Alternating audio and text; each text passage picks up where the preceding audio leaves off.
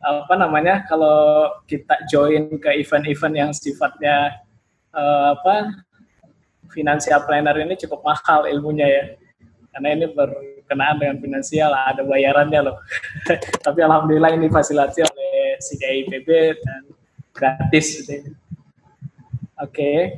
Nah, teman-teman sekalian, saya ingin perkenalkan nanti selama sesi nanti satu jam ke depan, kita ini kan menggunakan Zoom. Nanti saya minta partisipasi teman-teman sebelum kita mulai nanti di slido.com gitu ya. Nanti teman-teman bisa masuk ke slido.com. Nanti ada dimintakan akses untuk bisa masuk ke slide-nya ya. Halo teman-teman, ini pada aktif kan ya? Saya minta ini biar kita ada interaksi gitu ya. Saya coba stop share-nya biar kita masuk ke slide. Saya ingin tahu juga akhirnya teman-teman yang bergabung hari ini itu di kitanya sudah seperti apa ya? Coba saya share dulu. Oke. Ini saya ada share sebentar. Ya, ini ya. Oke. Teman-teman boleh join di slido.com ya. Kelihatan nggak ya slide saya?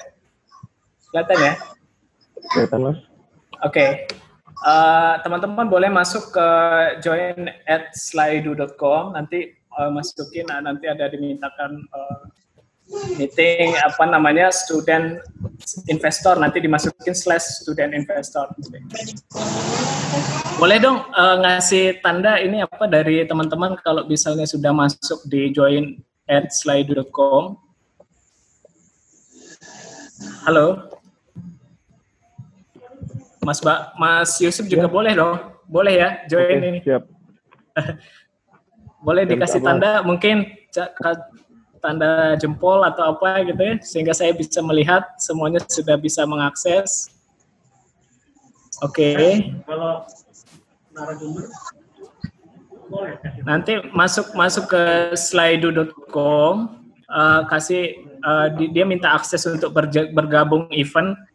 Nanti teman-teman masukin /students investors gitu ya.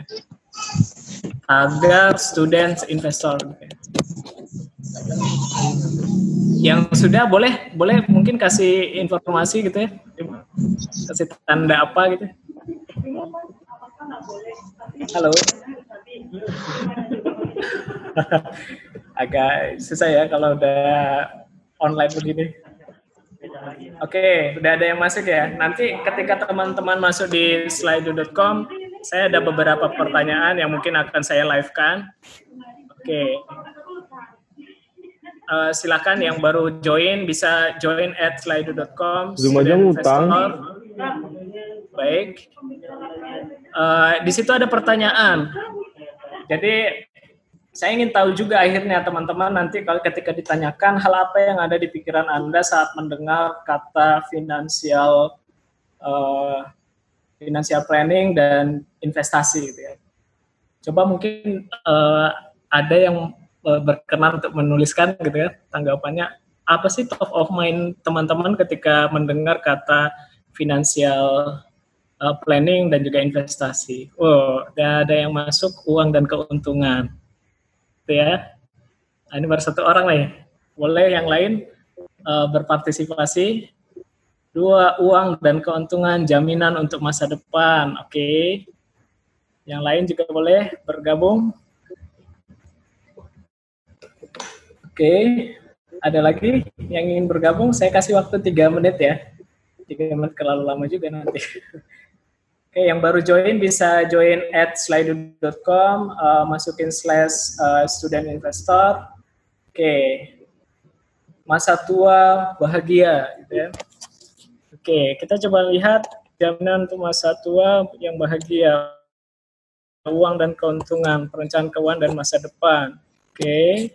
Kita tunggu lagi, 8 orang sudah masukin jaminan untuk masa depan. Tabungan, perencanaan keuangan dan tabungan. Perencanaan keuangan, oke, menekan risiko. Ya, menarik ketika kita ini ya coba menuangkan ketika ada kata financial planning, akhirnya ini menarik sekali nih, butuh rencana yang matang. Jadi ya kalau menurut saya teman-teman IPB sebenarnya sudah paham gitu. Tapi nanti bagaimana nanti teknisnya ini saya sekedar sharing aja. Di sini kita juga akhirnya saya juga nanti belajar dari teman-teman, mungkin ada yang lebih punya pengalaman ketika manajemen keuangannya seperti apa dan investasinya seperti apa. Oke, investasi penanaman modal. Kayak ini ya. Ada lagi, perencanaan keuangan butuh rencana yang matang. Ya, jadi kalau saya tarik kesimpulan, teman-teman kalau dari yang IPB ini kan banyak yang masukin uang dan masa depan, gitu ya. Ya, nanti kita coba bahas ya. Uang dan masa depan itu kan satu hal yang menjadi mungkin semua orang menjadi topik pembicaraan yang hangat gitu kan. Kalau bahas masa depan kan tidak bisa hanya 1 menit, 2 menit selesai gitu kan, atau 1 jam selesai. Apalagi bahas investasi dan sifatnya uang gitu ya. Oke. Ini kita simpan dulu teman-teman sekalian. Jadi kalau ketika melihat ini semuanya, nanti saya akan berinteraksi lagi dari slido.com ini ya. Nanti teman-teman tetap stay tune. Kita coba simak lagi bagaimana nanti kita melihat ya. Saya sudah cukup mempersiapkan beberapa slide yang mungkin kita bisa telaah lebih lanjut. Oke. Nah, tadi ketika kita berbahas tentang investasi dan financial planning ini, banyak teman-teman menjawab tentang uang dan masa depan gitu ya. Nah, di sini saya kembali untuk menyampaikan kepada kita semuanya bahwa dalam prinsipnya ini hal-hal yang harus kita coba lihat. Apakah statement-statement seperti ya ketika kita mau mendekati pensiun baru kita berpikiran bagaimana untuk merencanakan finansial. Ini satu statement yang menurut saya itu adalah statement yang salah. Banyak juga yang menyamakan antara financial planning itu ya sama dengan investasi gitu ya. Ternyata pada faktanya itu berbeda gitu ya. Dan juga ketika kita menyelesaikan yang namanya ketika kita mengatur finansial kita, apakah cukup dengan sekali saja gitu ya? Ternyata tidak gitu kan. Itu ketika kita melihat juga bagaimana akhirnya pada suatu kesempatan kita mengatur keuangan kita, ya udah sekali itu aja gitu. Ternyata tidak. Ilmu financial planner ini memang akhirnya yang harus kita lakukan berulang kali gitu kan, tidak hanya cukup dengan sekali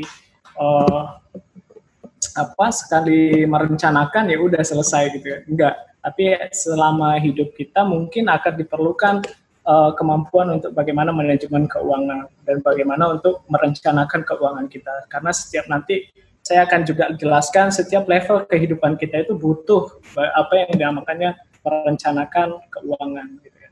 Nanti ada yang statusnya single, habis single dia menikah, punya anak, nah itu kan kebutuhannya berbeda. Sehingga nanti statement-statement seperti ini akhirnya ya ini statement yang salah gitu kan. Ketika kita bilang financial planning itu seumur hidup cuma sekali aja gitu. Financial planning itu sama dengan investasi, ya nggak benar juga gitu kan. Ketika kita menyelesaikan satu financial plan yang kita ya udah selesai, udah gitu, enggak ya kan. Dan kita harus punya banyak duit baru membutuhkan financial planning. Enggak juga gitu ya. Bahkan kita ketika punya hanya 100.000 saja akhirnya harus juga berpikir bagaimana untuk menggunakannya dengan bijak gitu ya. Apalagi yang statusnya banyak gitu kan. Jadi ini nanti menjadi skill yang memang sangat diperlukan sepanjang kehidupan kita. Apalagi teman-teman nanti ketika memulai karir, kan punya perencanaan banyak, punya keinginan yang banyak. Nah itu semuanya akan bisa terjadi apabila kita dengan baik merencanakan. Saya selalu bangga ya ketika bilang a goals without a plan is just a wish gitu kan. Tujuan Anda punya keuangan, punya uang yang cukup banyak, ya keinginannya gitu kan, hanya akan menjadi harapan saya tidak punya perencanaan. Sehingga nanti financial plan ini salah satu bagian yang sangat penting sekali dalam kehidupan. Nah, ini saya coba menjelaskan bagaimana nanti kita ketika memahami financial planning itu tidak hanya tadi prosesnya tadi sekali saja ya sudah gitu, enggak. Tapi ini proses yang mungkin membutuhkan banyak konsentrasi kita gitu ya. Sorry.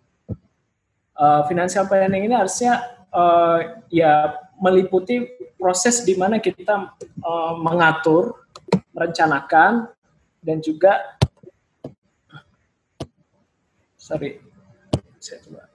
mengatur, merencanakan, dan juga mencoba melakukan perencanaan itu kan, dengan disiplin sehingga achieve gitu, mencapai targetnya. Dan setelah melakukan target tercapai ya kita review lagi gitu kan. Ketika melihat oh ternyata rencana saya ada miss gitu kan, ada yang berbelok ternyata gitu kan, ya kita review lagi gitu.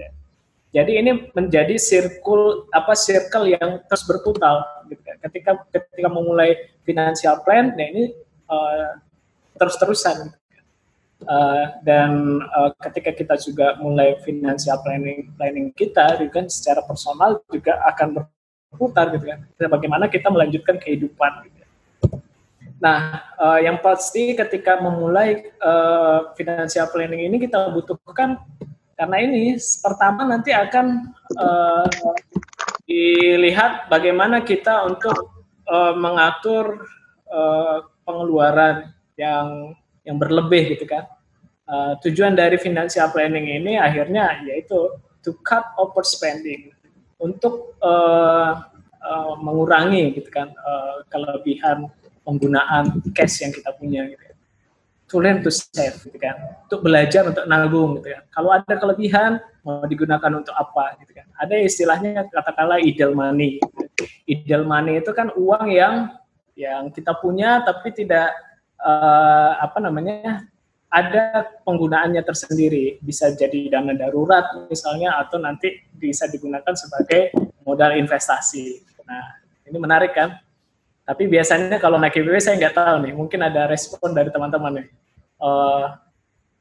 Kadang-kadang punya duitnya ya pas-pasan gitu ya. Dulu zaman saya kuliah itu kan 2010 sampai 2015 itu sampai badan kurus sekali karena ya itu mungkin keuangannya terbatas dan tidak pandai mengelola dengan baik, akhirnya kebutuhan diri sendiri pun harus berpikir keras gitu kan untuk bisa bertahan saja sudah syukur gitu.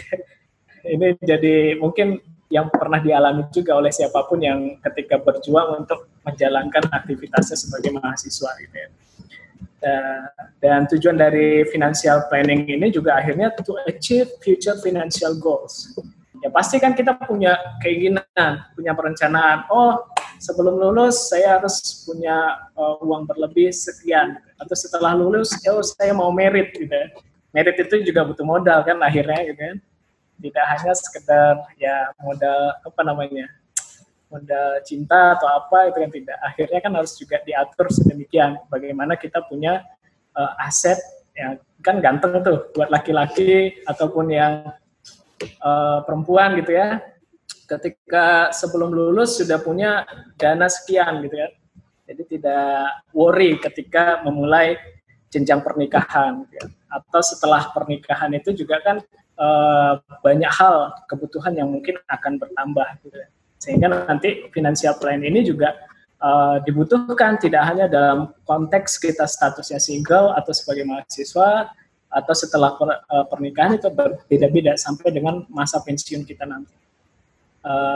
Tujuan finansial itu juga dengan kita melakukan perencanaan keuangan akan juga kita akan tahu bagaimana untuk achieve goals yang sifatnya jangka panjang, long time horizon to achieve goals. Jadi ini berbicara waktu yang panjang, masa-masa kehidupan kita. Ketika kita memulai untuk memilih satu portofolio juga investasi misalnya, ya kita akhirnya bisa memanage gitu kan, portofolio apa saja yang kita bisa gunakan atau kita bisa investasikan selama masa hidup kita. Gitu. One can invest in different products to suit different needs gitu ya. Akhirnya kan ketika kita hendak memilih nanti menggunakan uang kita yang kita miliki mau kemana saja, itu akhirnya disesuaikan dengan kebutuhan kita. Oke, next, saya lanjut. Nah, bagi teman-teman yang sudah mungkin lebih awal memahami dunia investasi dan juga finansial gitu kan, pasti kenal dengan Opa Warren Buffett gitu. Nah, ini salah satu GOAT ya, the great all the time gitu ya. Bagaimana Warren Buffett kalau kita lihat secara global mengelola keuangannya hingga bisa berinvestasi sedemikian gitu ya. Dari umur 14 tahun dia memulai investasi hingga sekarang ya, umurnya kurang lebih 83 tahun, saya nggak tahu pastinya berapa, tapi ketika melihat harta kekayaannya selalu naik dari tahun ke tahun sesuai jalur hidupnya. Ini kan contoh sukses orang yang bisa mengelola keuangannya dengan baik dan juga mengelola investasinya dengan baik. Gitu kan. Jadi kan kita harus learn from the grand dong, gitu kan. Anak IPB harus punya benchmarking gitu ya. Dan itu juga bisa kita ambil dari Bang, lihat ada gue, Bang. Orang yang lain gitu kan. Ketika kita memulai investasi, ya ini menjadi contoh yang baik juga buat kita, sehingga jalan-jalan yang dilakukan orang-orang sukses bisa kita contoh gitu ya. Nah, ini Warren Buffett memulai investasinya dan pengelolaan keuangannya ketika berusia 14 tahun gitu ya. Nah, kita kalau 14 tahun udah di mana tuh gitu ya. Masih memanfaatkan, ya wajar lah gitu kan, katanya masa-masa remaja gitu kan, masih disupport oleh orang tua. Tapi mau sampai kapan? Itu pertanyaannya kan. Ketika kita mulai satu pengelolaan keuangan menjadi kita lebih mandiri mengelolanya, tidak tergantung dengan orang tua, nah itu jadi hal yang keren banget gitu kan. Kalau saya udah masuk di mana ya? Masuk under 30 ya. Under 30 kalau dibandingkan dengan Warren Buffett, dia udah punya 1 miliar gitu ya. 1 juta gitu ya. Kalau di kita itu $1 juta loh ya. Kalau di kita mungkin, berapa itu ya nilainya. Nah, itu jadi kita bisa ngambil pelajaran dari sini. Oke, saya lanjut. Bagi teman-teman yang akhirnya mau memahami tentang financial planning ini, harusnya juga menjadi hal yang krusial ketika kita mulai satu perencanaan keuangan. Kita juga harus paham prosesnya, apa aja sih prosesnya gitu ya. Yang pertama yang jelas kita harus punya mengakses your financial status. Bagaimana akhirnya kita juga mengukur keadaan finansial kita hari ini gitu ya. Kalau Anda memulai gitu kan, ya it's never too late to start gitu ya. Kita juga sama-sama bisa memulai dari usia berapapun gitu ya. Masuk usia Anda hari ini. Saya nggak tahu, rata-rata mungkin under 25 ya. Ya mudah-mudahan ya ini jadi saat Anda untuk bisa memulai, saat yang baik untuk Anda untuk bisa memulai financial planning dengan baik. Ya, dan seterusnya ketika kita punya nanti akses status finansial kita, akhirnya kita harus punya perencanaan keuangan, create a budget gitu kan. Mungkin monthly, weekly, atau daily gitu kan. Itu kan sampai teknis banget. Nanti kita saya coba review ya, dan saya kasih contoh nanti di beberapa slide ke depan. Dan kita juga harus punya goals dalam merencanakan finansial. Ini step yang ketiga setelah kita assess, kita create budgetnya, kita setting financial goals kita. Gitu ya. Apa tujuan financial goals-nya? Tahun ini mau ngapain gitu kan? Saya misalnya pengen merit di tahun 2020 gitu kan, harus punya financial goals sedemikian, harus bisa merekayasa bagaimana nanti bisa achieve dan tepat waktu gitu ya, dan tidak merepotkan orang lain gitu. Tapi bagaimana kita bisa hadir untuk perencanaan keuangan kita sendiri. Keren banget kalau kita bisa dengan baik menerapkan. Dan yang keempat, stepnya ya kita harus punya juga know your risk tolerance. Kalau misalnya mau berinvestasi ataupun menabung, ketika kita tadi punya akses finansial, kita sudah tahu, kita bisa create budgetnya, kita set financial goals-nya, tujuannya apa, dan tahu risikonya, itu keren banget. Tambah keren lagi gitu kan, ketika kita akhirnya tidak hanya merencanakan, tapi juga mengimplementasikannya. Di poin kelima, ini bagaimana kita setelah merencanakan melakukannya dengan take action gitu ya, tidak hanya dalam konteks ya, merencanakan saja tapi tidak take action, ya sama juga bohong gitu kan. It's just hanya tulisan saja, tidak sampai bagaimana kita mengimplementasikan. Nah di sini nanti dalam financial planning ini disiplin menjadi kunci utamanya gitu ya.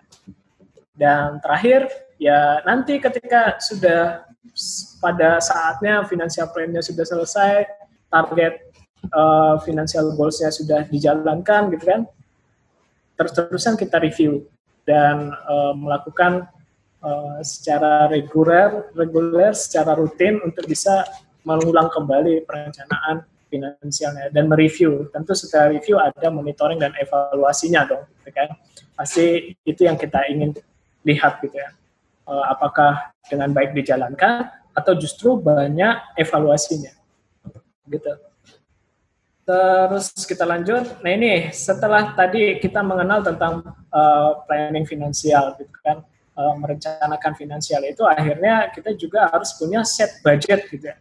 Misalnya ini saya tadi sempat iseng-iseng aja untuk mengambil contohnya. Nah yang jelas ketika kita mau membuat monthly budget kita, akhirnya saya kan ambil contoh misalnya bulanan gitu. Untuk seorang mahasiswa ataupun seorang katakanlah nanti kan pasti akan beda kebutuhannya itu ya. Nah, ini saya ambil contoh ketika posisinya menjadi mahasiswa ya. Hal pertama yang kita lakukan adalah untuk bisa dengan baik setting budget kita per bulannya. Itu yang pertama adalah bagaimana kita akhirnya mengspesifikasi dari mana income kita per bulannya gitu ya. Specify all the possible source of your income. Gitu ya. Per bulan kita dapat dari mana aja sih pemasukannya gitu kan, bisa kita lihat income-nya dari mana aja misalnya. Yang kedua, ketika kita sudah set income-nya dari mana, kita juga akhirnya harus mendefinisikan dengan baik juga kita pengeluarannya kemana aja sih gitu ya, per bulan gitu. Nah, setelah yang income sudah kita peroleh gitu kan, dari mana saja sumbernya, yang kedua bagaimana kita melihat expense kita, pengeluaran kita kemana aja sih selama sebulan gitu ya. Nah, setelah sudah dapat itu, ya sekarang kita now subtract your expense from your income amount. Gitu ya. Nah, ini kan kita harus lihat juga, mana sih titik balancing-nya gitu ya. Oh, misalnya saya ambil contoh ini, income saya selama mahasiswa gitu ya. Dari mana aja, misalnya dapat dari parents fee, 2 juta per bulan, masih gitu gak sih? Dulu saya ketika kuliah dapatnya 2 juta per bulan misalnya dari orang tua, pulang 2000 gitu ya. 2010 lah, 2010 sampai 2013 masih dapat income tuh dari orang tua gitu ya. Tapi setelahnya tidak lagi gitu kan, diminta untuk berjuang sendiri. Nah, parents incomes itu misalnya Anda punya berapa gitu kan, kita definisikan di income. Part-time job, misalnya freelance kita bisa ngajar, anak IPB kan biasanya ngajar gitu kan, dapat berapa sih dari ngajar,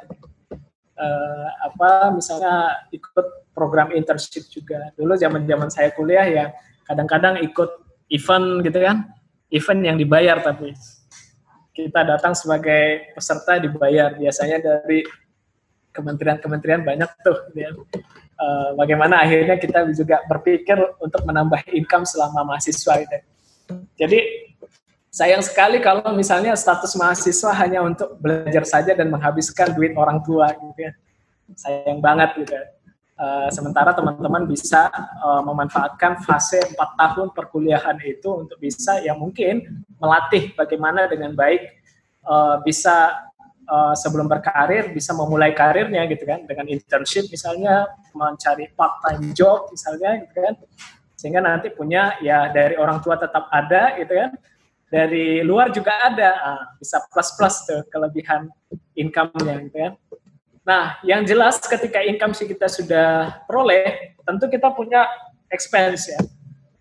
Saya masih ingat betul bahwa misalnya kebutuhan expense kita per bulan apa untuk fotokopi, tuition fee, gitu ya, apa slide-slide perkuliahan gitu ya. Nah, kita jelaskan di sini berapa gitu ya. Misalnya saya ambil 1 juta. Total income saya per bulan misalnya 2.900.000. Atau teman-teman bisa tambahin nanti kebutuhannya seperti apa. Expense-nya yang lain gitu kan. Entertainment. Nah, mahasiswa kan hobinya itu ya. Kongko ke XX1 gitu kan. Ya penting untuk kita bisa manajemen stres dengan baik selama perkuliahan. Mungkin banyak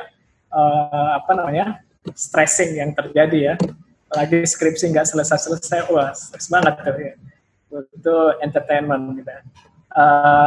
Sehingga ya ini contoh singkat yang saya ambil. Ketika tadi ya ketika kita set income-nya dari mana, expense-nya dari mana, terus kita dapat totalnya tuh, akhirnya kan kita compare. Oh ternyata saya balance-nya ya minus 100.000 gitu. Minus 100.000 artinya apa gitu ya. Nah, dari result yang kita ambil ini jika income kita ternyata lebih besar daripada pengeluaran kita, yaitu good banget gitu kan.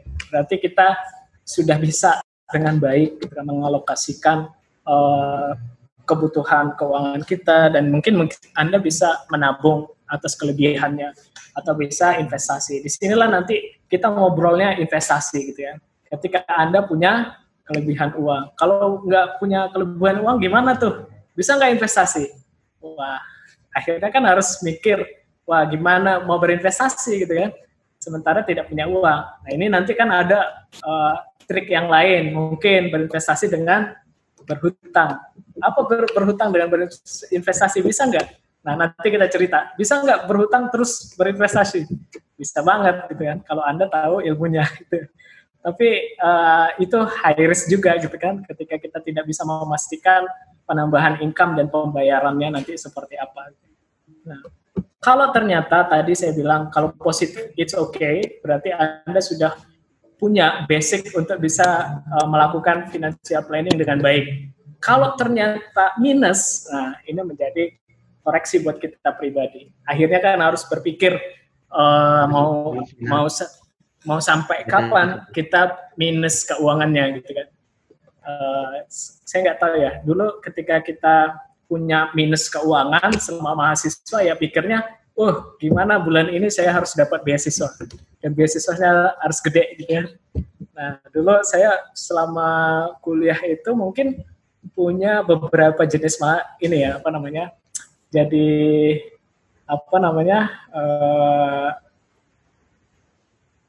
beasiswa hunter gitu ya, para pencari beasiswa untuk menambah keuangan. Nah, itu bisa sah nggak sih dilakukan? Ya sah banget gitu ya. Tapi nanti kan biasanya diikuti oleh kebijakan kampus-kampusnya gitu ya. Kalau di IPB kalau nggak salah masih dibatasi ya. Kalau nggak dapat 1 nggak boleh dapat 2.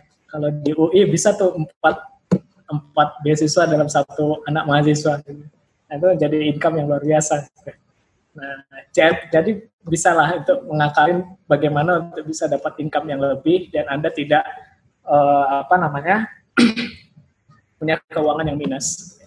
Nah, ini penting dilakukan oleh setiap kita untuk memulai penerapan financial planning buat kita sendiri.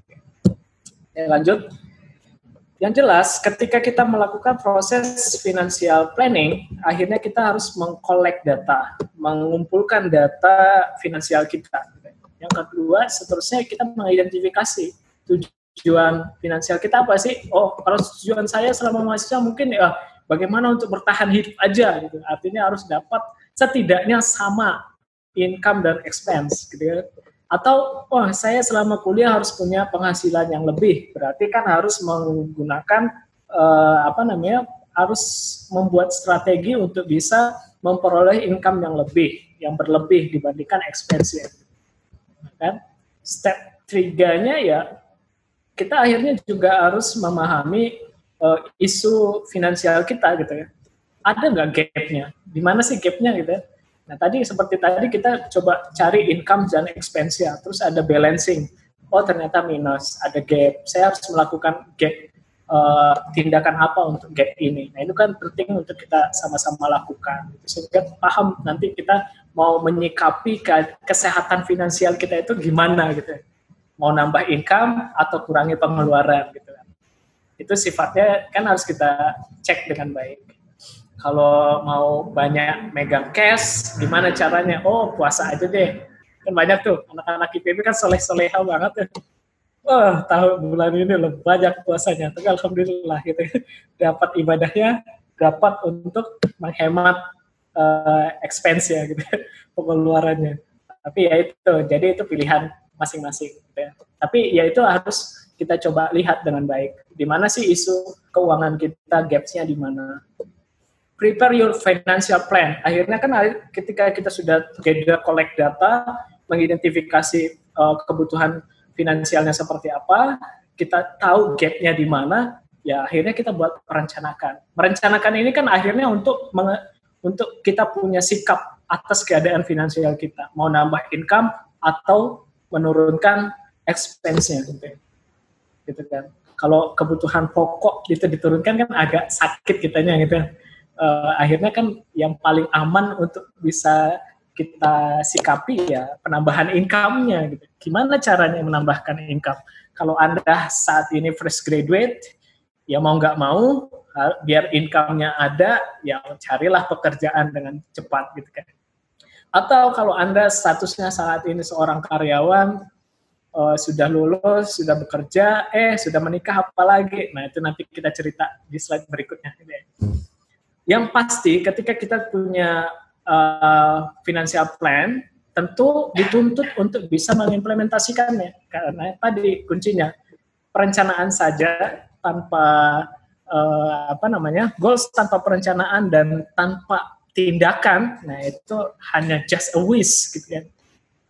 Akhirnya kita harus take action gitu, atas yang kita rencanakan. Ya, artinya eksekusi menjadi hal yang penting gitu kan. Hal-hal yang harus diingat bahwa ketika melakukan proses financial plan, kita juga harus paham bahwa it's never too late to start. Bagi saya, baru tahu ilmu financial planning itu ya setelah bekerja di properti, setelah bertemu orang-orang yang paham tentang finansial, bagaimana wealth management. Oh, ternyata begini ya gitu. Baru tersadar tuh, gitu. Oh selama ini saya merencanakan finansial itu bahkan ya kayak air ngalir aja. Ada ya alhamdulillah, ada ya kalau tidak ada ya bersabar gitu. Terlalu ini ya kita terlalu tidak mau ambil pusing tentang keadaan keuangan kita. Padahal itu hal yang krusial. Apalagi kita punya visi hidup yang besar gitu kan. Kalau anak-anak IPB kan pasti punya tuh ya. Kalau ketika masuk aja kan dapat excuse. Tuliskan 1000 mimpi Anda. Banyak banget mimpinya gitu. Tapi ya itu just a dreams bila kita tidak merencanakan gitu ya. Dan yang jelas is never too late to start. Be honest to yourself while declaring your income and expense. Nah, ini kan akhirnya butuh kejujuran gitu ya. Ketika melakukan proses financial planning. Saya keluarin apa aja sih? Income saya dari mana aja? Nah, yang agak worry ketika biasa kan ketika kita sudah menikah ya akhirnya kan harus ada konsolidasi antara suami dan istri. Nah itu seru tuh. Kalau saya belum merasakan. Nanti satu saat nanti. Tapi yang jelas itu akan ada konsolidasi. Kalau ketika kita sudah berumah tangga, nah yang single ya itu lebih gampang karena Anda. Dan yang sulit itu adalah kejujuran Anda untuk menuliskan declaring your income and expense. Ya kuncinya harus jujur ketika melakukan finansial. Ini kan kita mau cek finansial Anda, keadaan keuangannya gitu kan, minus banget atau plus banget deh gitu ya.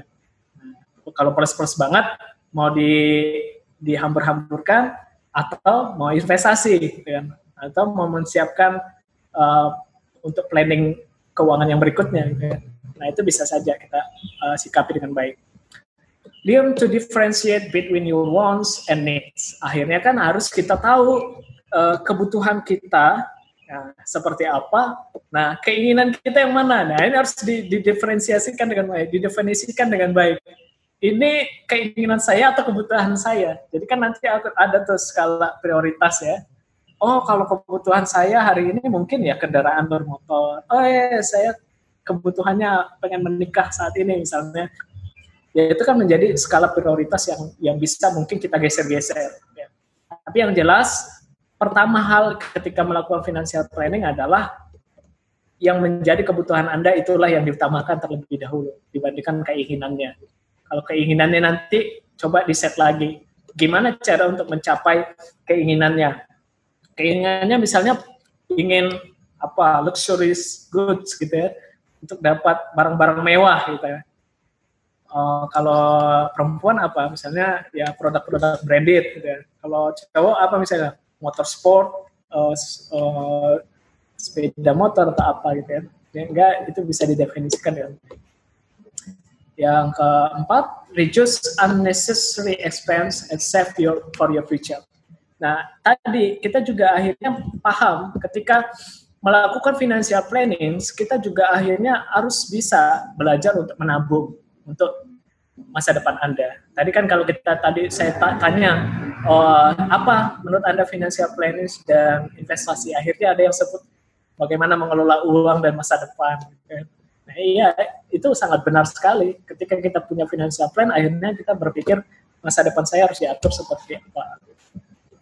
Yang jelas, don't overuse credit card. Ya, buat anak-anak mahasiswa yang sudah megang credit card, atau fresh graduate yang bisa dapat dari credit card maksimal 30 juta per bulan, hati-hati dengan jebakan credit card. Gitu.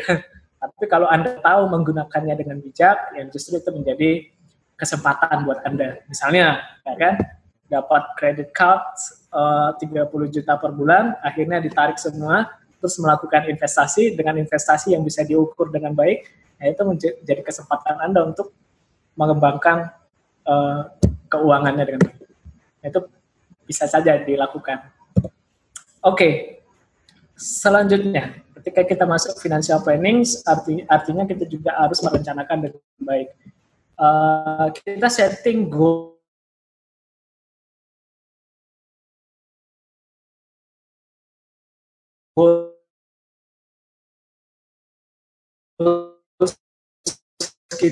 kita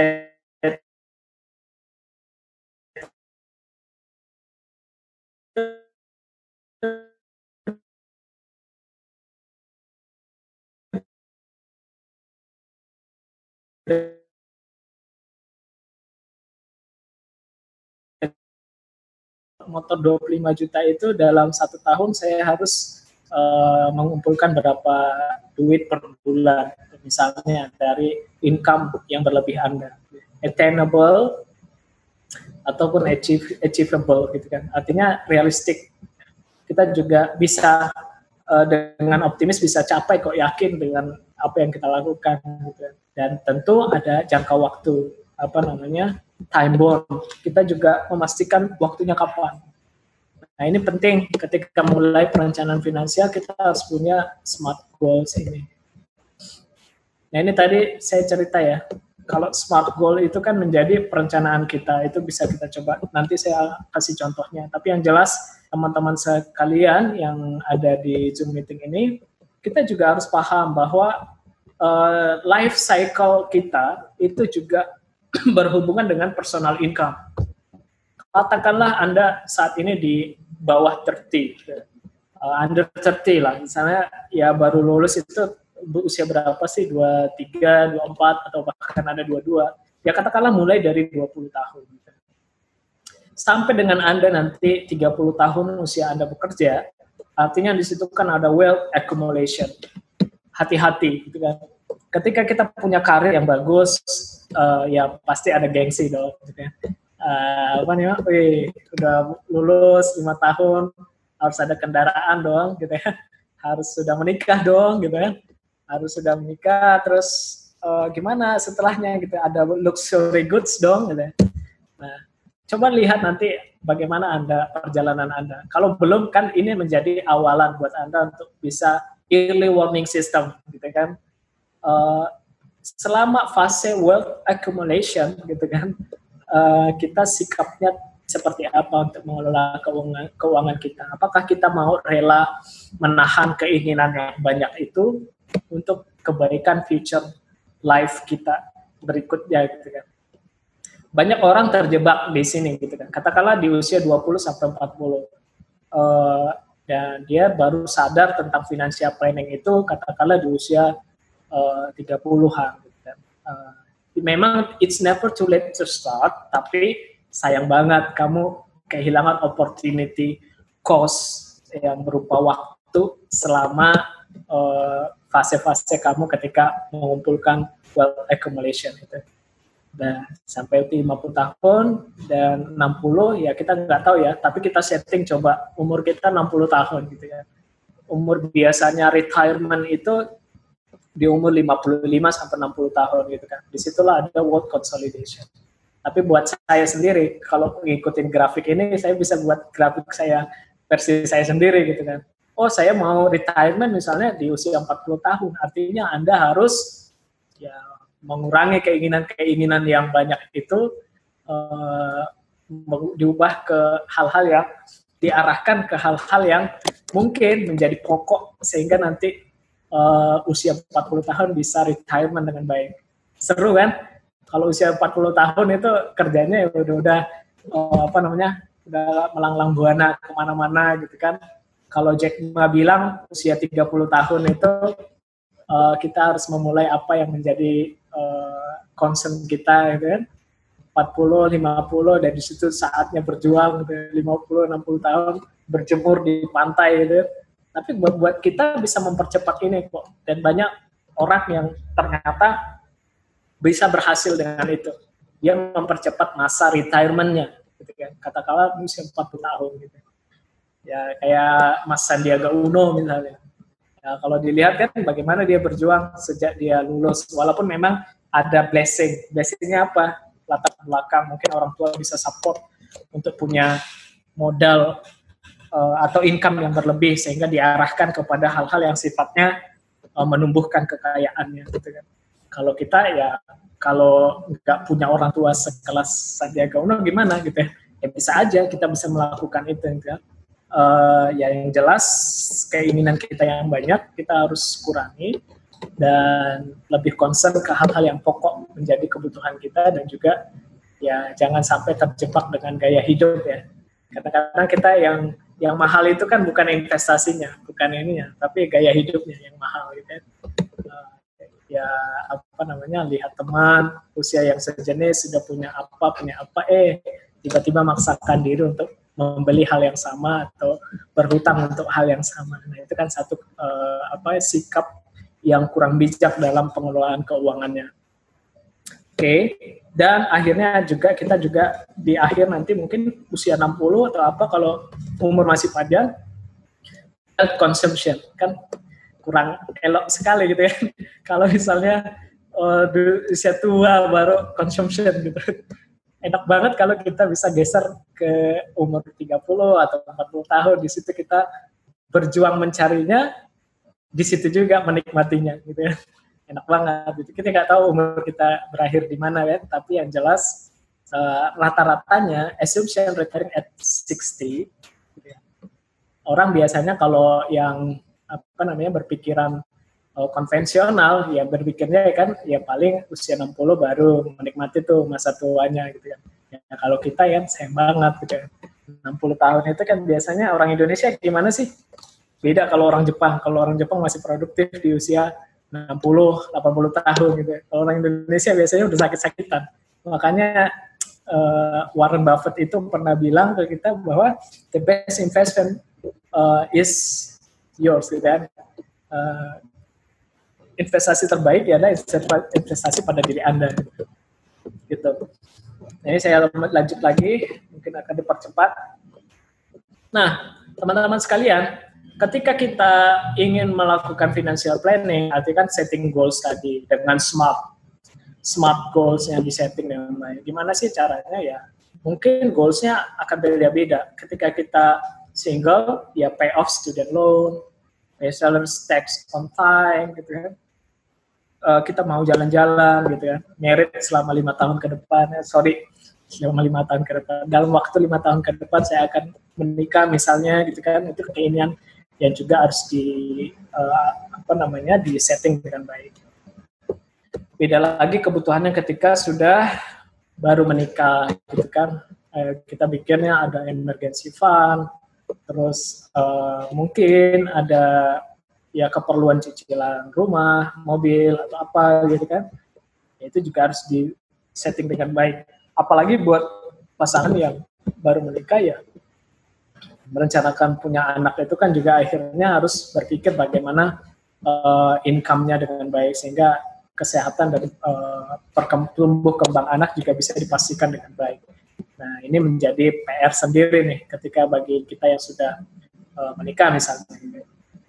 Yang jelas prepare for retirement itu menjadi topik hangat juga yang harus dibicarakan dengan pasangan kita. Nah, saat retire ya reserve retirement fund, mungkin kita mempersiapkan lebih awal gitu kan. Save for medical expense, karena usia-usia itu menjadi rentan untuk banyak penyakit, apalagi kan COVID itu banyaknya nyerang orang tua gitu. Ya model-model gini kan, jadi kita punya emergency fund, dana pensiun yang baik, estate planning mungkin untuk anak cucu kita ini. Nah, teman-teman sekalian, mudah-mudahan ini bisa membuka cakrawala kita ya. Saya lanjut lagi. Nah, saya biar nggak kebanyakan ngomong, mungkin kita bisa set lagi ya, teman-teman, balik lagi ke slide tadi. Saya coba set ya. Oke. Teman-teman coba masuk lagi ke slide. Saya ingin tahu nih, di kita tadi juga ada yang chat ya. Kalau ada pertanyaan mungkin bisa ditampung ya Mas Yusuf. Atau kita mau bahas pertanyaan dulu, gimana nih, baik? Karena materinya cukup banyak juga nih.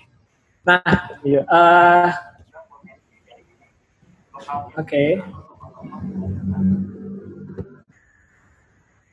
Oke. Saya ingin tahu nih, teman-teman sekalian boleh masuk ke join@slido.com juga.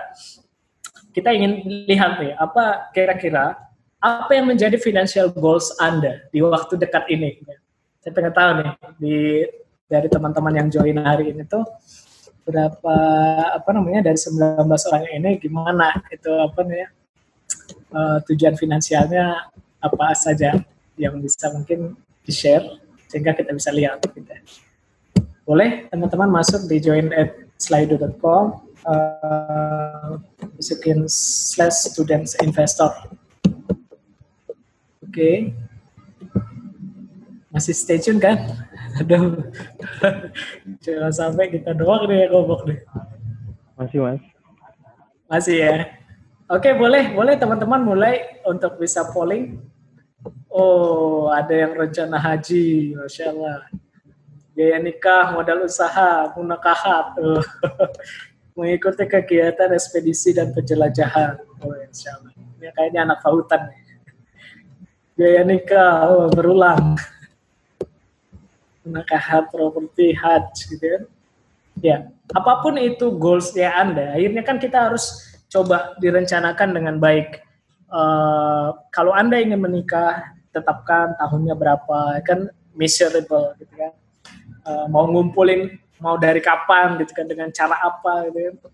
Nah, itu juga harus dipikirkan. Mengikuti kegiatan ekspedisi, biaya nikah, modal usaha, properti, ada yang mau beli rumah ya.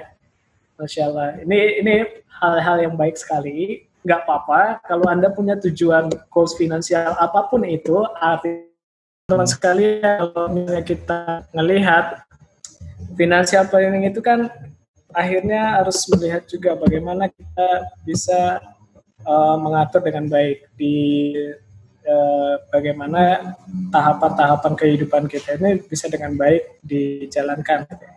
Financial plan di hal yang penting ketika di setiap tahapan kehidupan ya.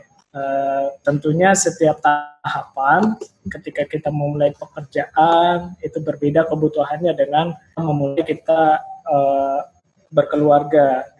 Setelahnya ketika mendekati usia pensiun dan juga ini juga kan akhirnya di-setting dengan baik. Ini mungkin yang sebagai contoh kita bisa gitu ya. Anda juga harus melakukan pendekatan-pendekatan bagaimana untuk mendefinisikan goals tadi disampaikan itu akhirnya bisa spesifik, measure, achieve, realistic, dan time. Misalnya saya butuh uang, ya ini jadi slide yang saya bagikan, kita ngelihat juga ketika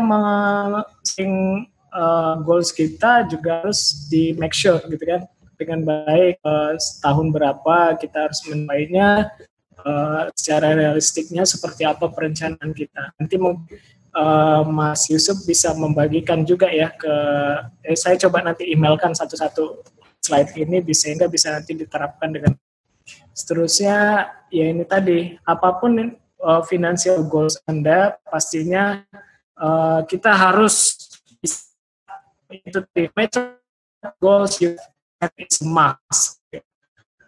Apapun tujuan finalnya ya menabung itu menjadi harus dilakukan. Nanti kita bicara tentang investasi setelahnya gitu. Setelah Anda punya ideal money yang cukup atau mau berani ambil risiko misalnya dengan loan bisa investasi hal yang lain. Plus apapun tujuan finansial Anda, menabung menjadi satu keharusan.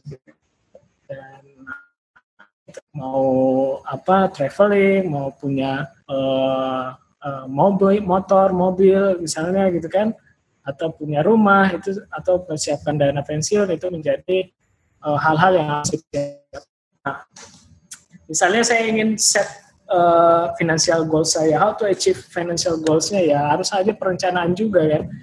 Misalnya ketika saya mulai mau ya katakanlah S2 misalnya setelah 2021 ini, saya setidaknya harus bisa prediksi berapa kebutuhannya, misalnya 100 juta gitu ya, untuk menyelesaikannya. Bagaimana cara saya untuk mendapatkannya itu ya melalui hutang atau misalnya cash yang harus punya gitu ya. Dan perencanaan yang lain misalnya mau punya kendaraan roda 4 gitu ya. Berapa sih yang nggak usah yang baru juga kan aja juga bisa misalnya. Ya kita bisa atur dengan baik. Misalnya di tahun ini ya butuh berapa budgetingnya, ya kita harus merencanakan dengan baik dari mana sumber itu didapatkan.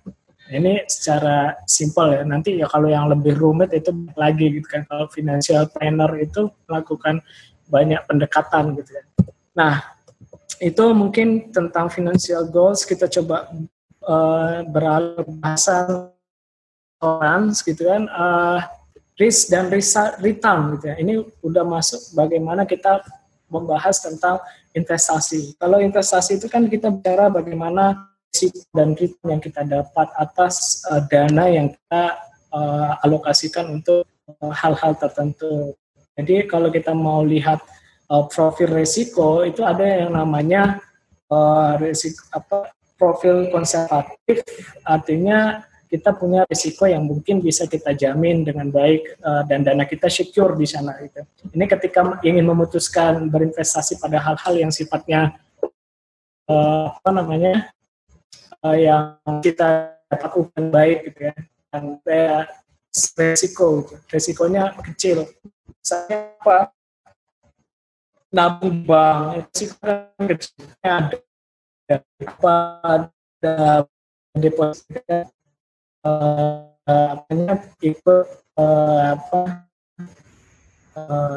hal yang surat-surat berharga pemerintah itu kita alokasikan dengan baik.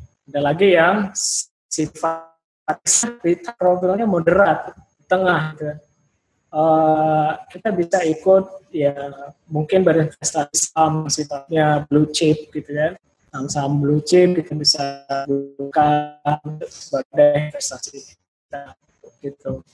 Yang agresif sifatnya ya corporate bond, surat utang yang sifatnya korporasi bisa kita gunakan juga. Yang jelas kalau dilihat risk versus kita berbicara investasi, sehingga kita harus tahu bahwa setiap return yang kita dapati atau yang kita ingin raih itu semuanya punya tatanannya sendiri gitu kan, punya hal-hal yang juga harus kita cek dengan baik gitu.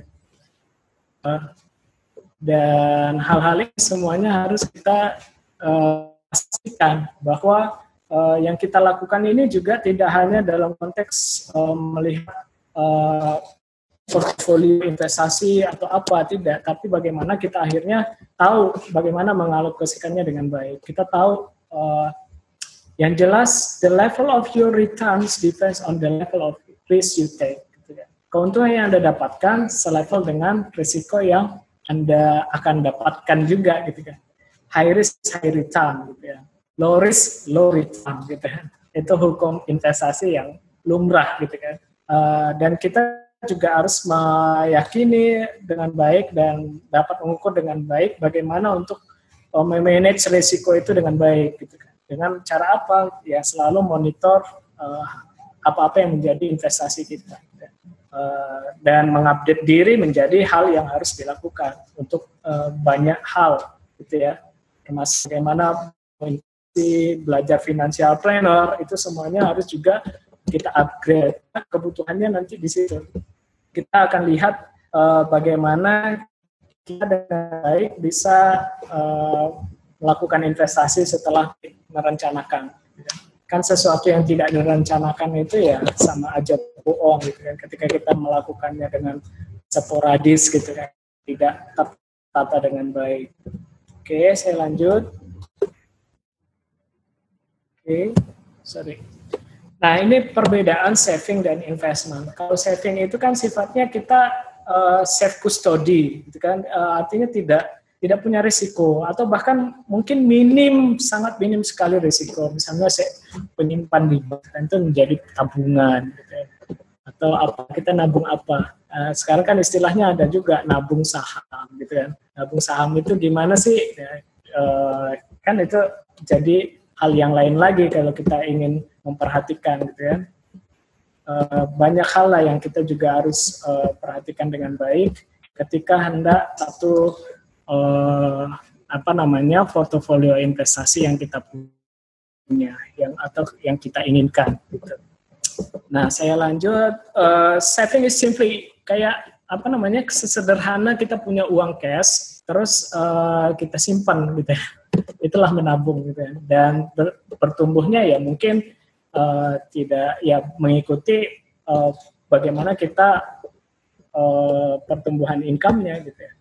Misalnya saya nabung 500.000 per bulan dengan angka yang sama ditambah terus, ya mungkin ada peluang untuk bertambahnya. Tapi ya itu nanti akan berbeda dengan investasi. Kalau investasi kita punya idle money nih, kita punya misalnya tabungannya berapa persen disisihkan untuk investasi gitu kan. Tapi kita tahu bahwa ada hal yang menjadi pertumbuhannya signifikan gitu kan. Itu yang membedakan antara menabung dengan investasi.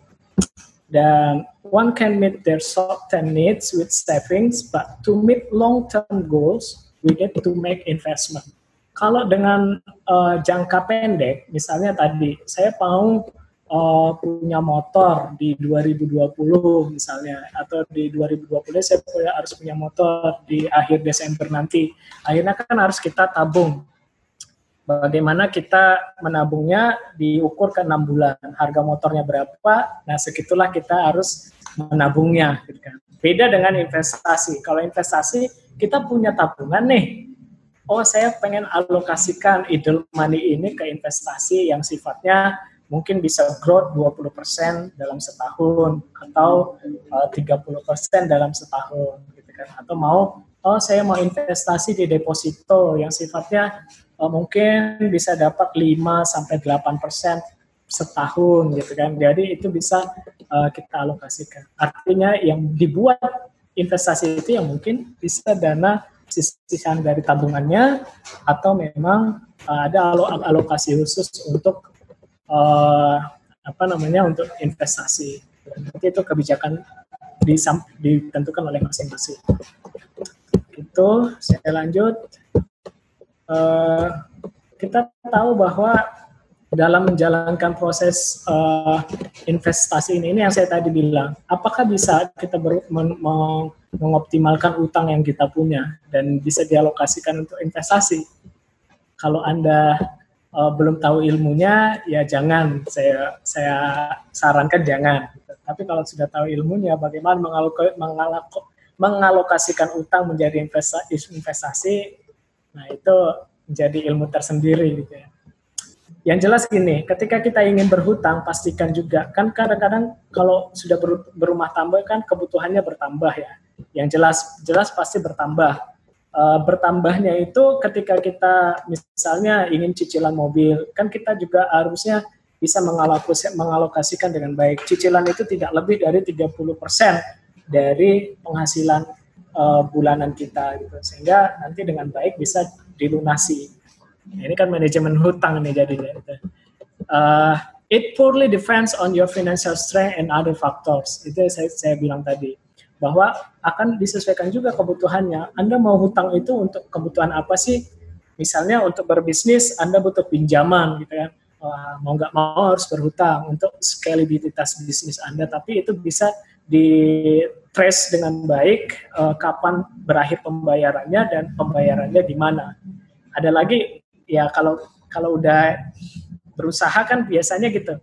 Bagaimana saya bisa berhutang dan hutang itu dibayar dari hasil investasi saya, gitu. Dan saya untung. Nah, itu keren banget kalau Anda bisa melakukan itu. Gitu.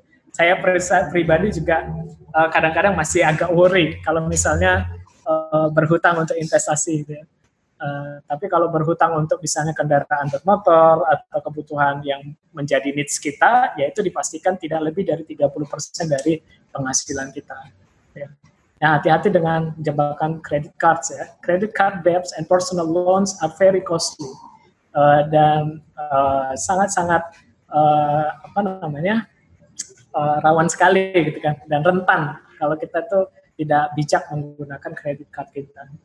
If you wish to apply for a loan, check out interest rates and tax benefit. Ya, tentu kita akan berhitung tuh biaya tax-nya berapa dan interest bunganya berapa gitu kan. Nah, menarik kalau Anda sudah mendalami dengan baik keuangan ini gitu. Bisa ngatur tuh. Saya mau misalnya cicilan rumah atau cicilan mobil atau cicilan barang berharga dengan menggunakan credit card, ya harus kita concern di rate bunganya berapa dan tax benefitnya gimana gitu kan. Choose the right investment product gitu kan. Bagi Anda yang mau belajar awal investasi, ya carilah yang safety dulu, Yang Anda juga, ya kalau misalnya orang tua kita dulu kalau mau investasi itu biasanya kan dimintanya apa? Oh beli sawah aja gitu kan. Kalau orang tua kita di kampung nanti bisa diolah. Oh beli emas aja, emas batangan gitu kan. By the way, harga emas lagi naik-naiknya gitu kan. Tapi ya buat yang mau investasi, saya belum menyarankan untuk di emas saat ini gitu kan. Harganya masih tinggi sekali. Tapi buat Anda yang tertarik, ya boleh dicoba karena itu safe juga sih. Gitu. Buat Anda yang awal-awal boleh gitu kan. Tapi ya harus mempersiapkan dana yang cukup besar juga. Sekarang harga emas bisa sampai 930 ribuan per gram. Dan tinggal kita bagaimana pandai untuk bisa choose the right investment product. Gitu kan banyak ya jenisnya. Nanti saya cerita di investment vehicles. Oke, saya lanjut. Ini investment vehicles apa aja sih yang menjadi hal-hal yang menjadi concern kita untuk memilih produk-produk investasi gitu ya.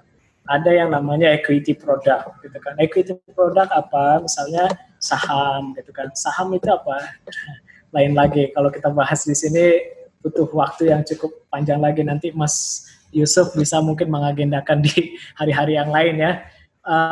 Artinya ada ada loh contoh investasi itu namanya saham ya, Bursa Efek Indonesia gitu kan. Harganya berapa? Kamu bisa punya banyak portofolio kalau masih masuk ke pasar modal gitu ya. Di pasar modal itu ada lebih dari 550-an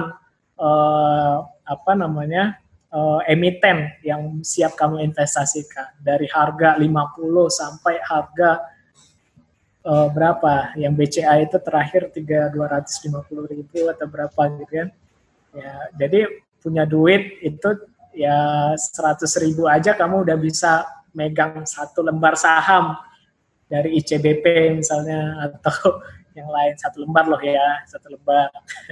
Bisa juga kalau kita definisikan ke satu lot, misalnya 100 lembar. Nah, itu menjadi ilmu yang lain. Apalagi produk yang lain selain saham, ada juga debt product. Debt product itu gimana? Utang surat berharga negara, misalnya global corporate bonds atau global bonds, itu bisa. Apalagi jenis yang lain, Mas Fauzi, ada mutual funds. Mutual funds itu apa? Reksadana, gitu kan. Produk-produk asuransi boleh nggak? Boleh banget, gitu kan. Tapi jangan ke Jiwasraya ya. lagi banyak kasus Jiwasraya, gitu kan. Nah itu model-modelnya. Jadi teman-teman kalau punya idle money yang cukup, saya bilang kalau belum punya idle money yang cukup, jangan ya saran saya ya carilah investasi yang aman saja, gitu kan. Misalnya emas atau tanah gitu kan, itu yang aman tuh, nilainya naik terus tapi ya diperhatikan juga nanti sisi likuidasi ketika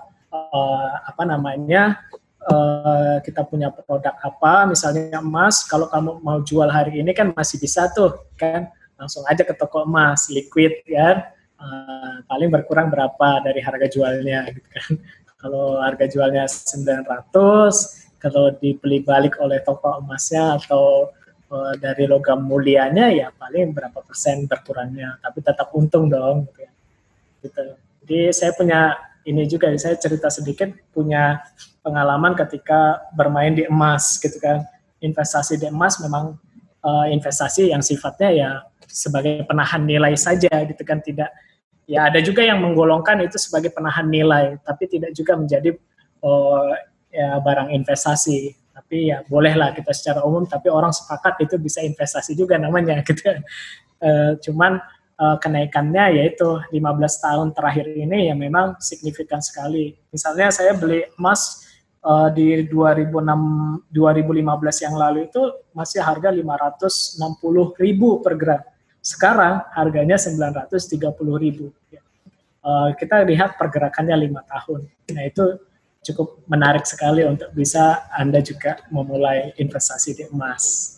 Itu investasi yang lain, saham, ya itu boleh lah gitu kan. Yang jelas don't put your money in one basket. Gitu kan. Jangan hanya berkutik di satu portofolio.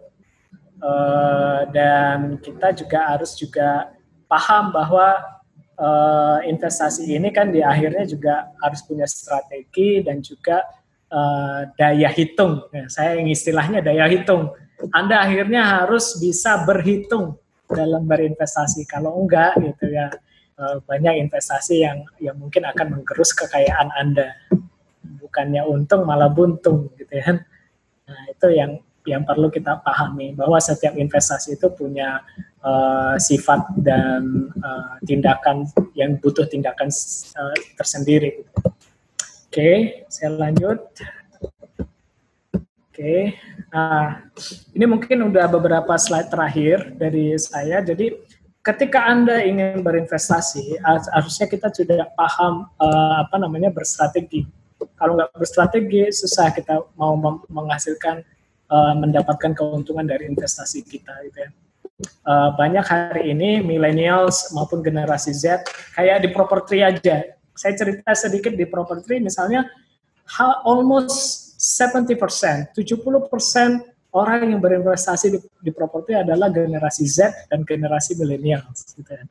Artinya apa? Ya orang sekarang itu generasi Z atau millennials ini juga sudah sangat-sangat tinggi sekali keinginannya untuk bisa memperoleh passive income yang besar di usia muda. Gitu. Tapi yang jelas jangan sampai kita atau Anda gitu kan misalnya hanya latah tapi tidak didasarkan oleh basic pengetahuan yang mumpuni, yang cukup gitu kan. Sehingga ya jangan hanya sekedar gengsi-gengsian, oh kamu nanam di mana, pasar modal, gaya kan, megang usaha apa, gitu. Banyak gitu kan, milenial sekarang ya gitu, megang apa lu, gitu. Wih, peer-to-peer lending, masih mana, oh di sini propertinya, portofolionya. Tapi akhirnya yang menjadi hanya sekedar itu aja, tapi tidak paham bagaimana untuk terus menumbuhkan bagaimana portofolionya dengan baik. Nah, teman-teman sekalian, strategi berinvestasi itu juga harus kita lihat ya. Pertama, every product differs from the others in the term of risk, return payoff. Gitu.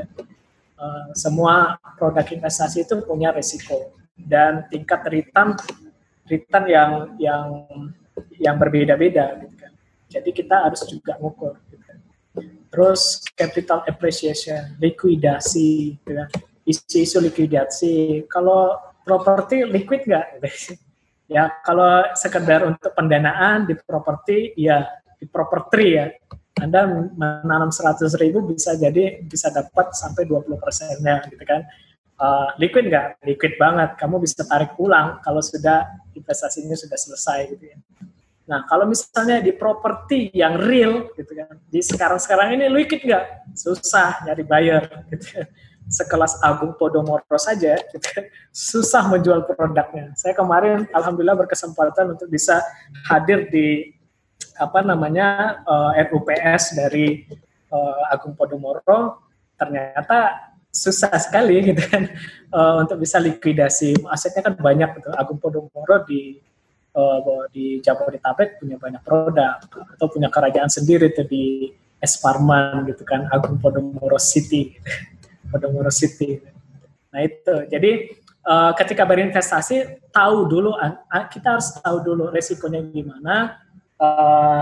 Likuidasinya seperti apa. Makin liquid, makin asik untuk bisa berinvestasi di satu portofolio itu. Jadi bisa tuh teman-teman nanti bisa yang sifatnya asset base, misalnya emas, properti, itu kan, itu bisa berinvestasi di situ. Atau yang sekarang kan lagi banyak itu kan reksadana. Reksadana ngeri sekali kan, 10.000 aja udah bisa investasi di reksadana. Anda bisa cek gitu kan. 10.000, tapi ya itu tadi sukses dalam berinvestasi itu hukumnya adalah tahu bagaimana financial planning dengan baik dan disiplin menjalankan aktivitas rebalancing keuangannya dan juga bagaimana untuk bisa mengatur dana-dana investasinya. Itu yang perlu disiplin. Ya kayak diet aja gitu kan. Kalau saya dulu belajar di Gizi ya, kunci dari keberhasilan diet seseorang adalah ketaatan, kedisiplinan gitu. Kalau nggak disiplin, nggak taat, ya mau berapapun nilai dietnya, dikeluarkan duitnya, ya itu akan sia-sia saja. Ya. Begitu juga di investasi dan financial planning gitu kan. Anda harus punya ketaatan yang tinggi dan kedisiplinan yang tinggi. Plus kejujuran yang tinggi. Kejujuran apa tadi kepada diri kita sendiri gitu kan. Tadi ya kita bicara income dan expense yang Anda harus lakukan setiap bulan misalnya atau setiap hari misalnya kalau sampai budgetingnya per hari. Itu yang pertama, strateginya Anda harus tahu risiko dan return dari satu portofolio investasi. Yang kedua, investor can implement a number of investment strategy. Ya, itu tadi saya bilang. Kalau Warren Buffett bilang kan, don't put your money in one basket. Gitu kan. One basketnya itu artinya portofolionya. Anda harus memperbanyak portofolio investasi. Tidak hanya bermain di katakanlah di pasar modal, tapi Anda punya aset real gitu kan. Kalau suatu waktu di pasar modal sedang terguncang, Anda santai-santai aja kan, masih ada aset yang lain gitu kan, aset portofolio investasi yang lain, dan itu justru ya bisa menghibur gitu. Walaupun memang pasar saham hari ini kan lagi anjlok-anjloknya tuh selama pandemi, tapi ya ini ada ada penyesuaian lagi gitu ya. Alhamdulillah ada koreksi dari beberapa saham gitu kan di pasar modal. Yang seterusnya, investor should maintain liquid asset in case of emergency. Ini tadi yang saya bilang, isu likuidasi itu sangat-sangat penting sekali. Kalau Anda berinvestasi, lihatlah bagaimana nilai likuidasi dari satu aset yang Anda pegang atau portofolio investasi yang Anda pegang. Emas itu sebagai aset yang high liquid sekali gitu kan, Anda bisa jual kemanapun ya, emas Anda gitu kan, dan banyak orang juga kan mungkin membutuhkan gitu. Rumah gitu kan, liquid nggak saat-saat ini? Liquid kalau Anda jualnya murah, tapi kan Anda rugi gitu kan. Tapi kalau di harga normal ya itu pasti harus bersabar-sabar dulu gitu ya. Tapi harganya terus naik, minimal 10% per tahun gitu kan. Ya menggerus inflasi lah, bisa kan. Seterusnya yang poin keempat, investors should not get lured by rumors and peer pressure gitu ya. Ya kita akhirnya nggak ikut-ikutan dalam berinvestasi ini gitu kan. Kita paham, tahu ilmunya, belajar dulu lebih baik kalau menurut saya. Belajar dulu deh gitu ilmunya baru terjun gitu. Jangan sampai ketika kita berinvestasi itu ya istilahnya ikut-ikutan. Misalnya ketika saya ngajak Anda untuk berinvestasi di properti misalnya. Properti itu tadi, yuk investasi aman, listed OJK gitu kan. Anda langsung ikut-ikut saja, tidak. Tapi Anda juga harus berhak untuk bisa mengetahui bagaimana model bisnis di properti, bagaimana orang-orang yang bekerja, dan bagaimana sisi fundamental dari perusahaan investasi tersebut, sehingga Anda bisa dengan baik memastikan, oh ini safe dan saya yakin untuk investasi itu. Itu lebih enak gitu kan, menjalankan satu strategi investasi. Next, investors should understand the risk of investing in financial market.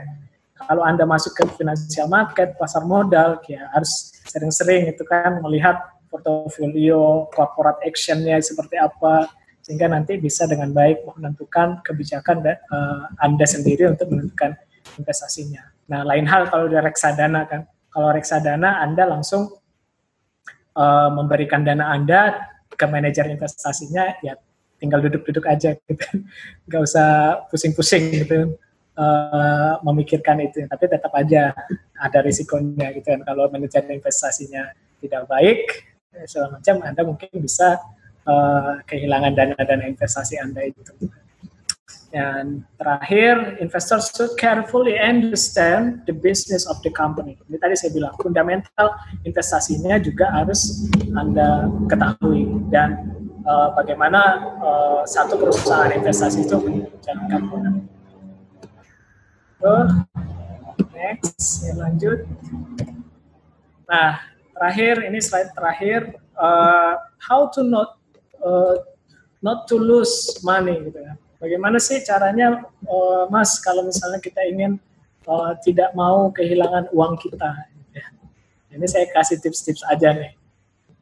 Sebagai investor, kita juga harus tahu hal-hal dan mengingat dengan baik beberapa aspek. Yang pertama adalah kita harus mengupdate diri gitu kan, untuk bisa paham bagaimana sih, apa sih yang current happening gitu, yang saat ini terjadi itu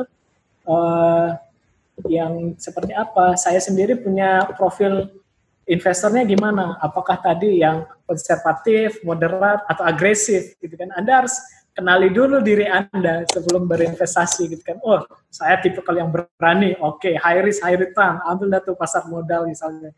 Kalau yang lain misalnya yang moderat, oh asal saya konservatif ya udah deh, gimana orang tua saya dulu berinvestasi, gimana sih, oh beli tanah beli ladang, beli kebun, dan berinvestasinya di emas misalnya. Ya, sekarang juga cukup banyak, apalagi sekarang perkembangan industri investasi, misalnya fintech itu kan, financial technology ini juga banyak yang menawarkan return yang menarik, gitu kan. Tapi hati-hati dengan return yang terkesannya mengawang-awang dan tanpa risiko. Nah itu beda itu. Dan itu teman-teman juga harus dengan bijak memilih portofolionya. You should make a habit of analyzing your investment. Gitu ya. Kita juga harus paham dan punya habit, gitu ya, kebiasaan untuk bisa menganalisa portofolio investasi kita. Dan ya tadi rebalancing portofolio, gitu ya. Ya, keuangan kita aja kita rebalancing setiap bulan misalnya. Oh, apa nih yang kelewat? Oh, apa nih yang harus dievaluasi, gitu kan. Dan ini juga semuanya harus kita pahami bahwa financial planning itu kan seumur hidup. Selalu ada cycle-nya, gitu kan. Ketika sudah sampai pada masa yang kita tentukan, perlu direview kembali. Mau di-budgeting, direview kembali, diulang kembali. Apalagi yang bisa. Nah, ini memang harus disiplin, gitu. Nah, enak kalau sudah ada partnernya ya. Misalnya istri, jadi keuangan keluarga kan. Ya udah istri aja deh, gitu kan. Yang suami udah gue nyari ini aja, saya nyari income-nya aja diperbesar. Kamu atur ya expense-nya gimana gitu. Bisa bagi-bagi tugas. Makanya tadi saya bilang ada sifatnya tadi kalau kita mengumpulkan, ada juga yang konsolidasi, gitu ya. Oh, istri megang apa, saya megang apa, gitu. Saya dapatin apa, gitu. Enak kalau ada partnernya. Kalau masih sendiri, single, ya selamat berjuang. Tapi kualitas Anda akan naik ketika sudah dengan baik mengatur financial planning dan juga pandai berinvestasi dan paham ilmunya. Kalau Anda berinvestasi di mutual funds atau reksadana, ya harus dengan baik juga memahami daily, memperhatikan daily NAV, net asset value-nya Anda, kan, dari dana-dana reksadana yang Anda ikuti. Dan Anda juga bisa menganalisa investasi dari memperhatikan ya financial statement, ini laporan keuangan. Anak IPB gimana ya? Mungkin fakultas ekonomi doang yang belajar laporan keuangan, gitu ya. Tapi buat Anda yang FEM itu sudah familiar mungkin ya dengan financial statement. Saya nggak tahu juga nanti karena juga saya kan FEM cabang A, FEMA gitu, yang sifatnya yang paling yang dicek medical check up gitu kan, catatan kesehatan. Tapi jangan salah, health investment itu juga penting gitu ya. Jadi alhamdulillah ya itu tadi, apapun ilmu yang kita pelajari saat ini pasti ada titik merahnya. Gitu. Kayak saat ini Anda menginvestasikan 2 jam Anda untuk belajar financial planning bersama saya, itu ya ada hikmah tersendiri dan juga ya mungkin banyak hal yang kita bisa lakukan bersama. Yang jelas untuk tidak berisiko menghilangkan uang atau kekayaan Anda, ya Anda harus rajin menganalisa. Terus yang lain, monitor your investment from the time. Ketika Anda memulai investasi, ya dari saat itu juga Anda harus memonitor dengan rajin investasi Anda. Gitu kan. Tidak hanya sudah investasi, ya sudah. Gitu kan. Tidak dipantau sampai dengan the time of exit. Gitu. Nah, itu teman-teman sekalian, kalau misalnya kita belajar ilmu finansial, ya memang harus punya ketaatan, punya kedisiplinan yang tinggi, dan juga punya kemauan yang keras untuk bisa terus memonitoring dan menganalisa keuangannya. Akhirnya, the best investment you can make is an investment in yourself. The more you learn, the more you'll earn. Itu mungkin yang ingin saya sampaikan ya buat Anda yang mau mencoba berinvestasi khususnya di bidang properti bisa mungkin menjadi salah satu alternatif ya buat Anda gitu. Dan kami secara masif juga mengajak para millennials dan juga generasi Z untuk bisa berpartisipasi. Let's join and grow up together. Itu yang ingin saya sampaikan, teman-teman sekalian. Mungkin ada enaknya kita diskusi ya. Mungkin ada yang ingin disampaikan, Mas Yusuf. Silakan. Halo. Halo. Mas Yusuf.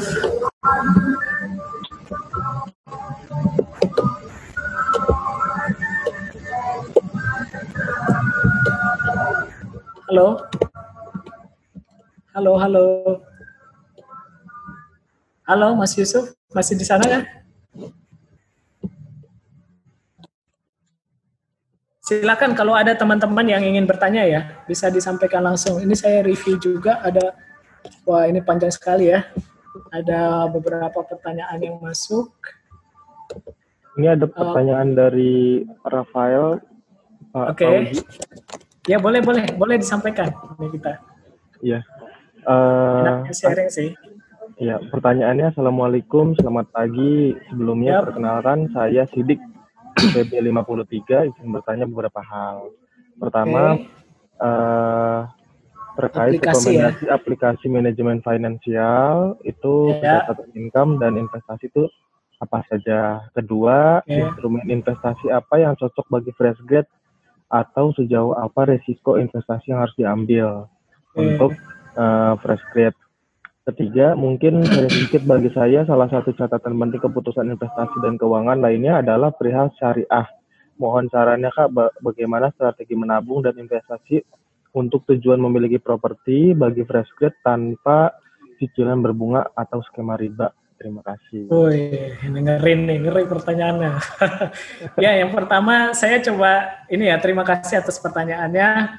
Yang pertama, tentang aplikasi untuk manajemen finansial. Saya kira banyak ya. Anda masuk aja di App Store, cari pencatatan finansial, cukup banyak juga.